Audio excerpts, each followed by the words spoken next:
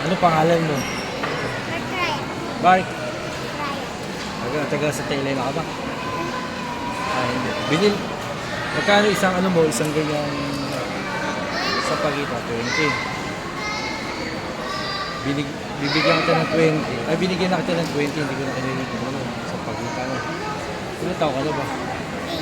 8. Saan ka ba umuwi? Saan? Malolos? Saan ba yun? Sa Malolos ka? Ano? Hindi ka, Tigre. Malolos, di ba? May poli ka. Sino kasama mo rito? Anak ko. Nasaan yung ako? Tinda rin. Makaubos ka na. Malapit na maubos. Hindi ko na kinuha kami yung bulaklak. Binigyan na natin 20. Matanda mo ba? Binigyan na 20. Yung coin sa 20. Oh. Ano? Oo. Yung 20 pesos na coins.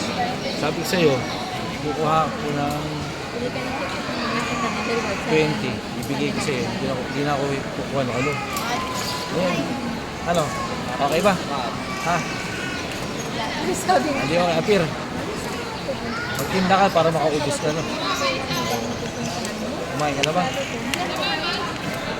Sama ka sa akin sa binyag. Sumama ka sa akin sa binyag. May binyag kami yung pinagdahan. Ha? Ayaw mo? Wala yung walalakarin. Sige, nagtinda ka muna.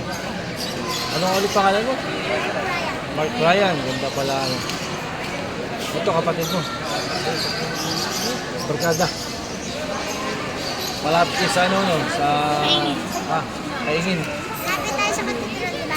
Malolos. No? Saan yung ginagawa yun? Vlogger ko po. Okay. Ano ba pangalan mo? Axel Rose. Axel Rose. Ano? Axel. Apelido mo? Landayan.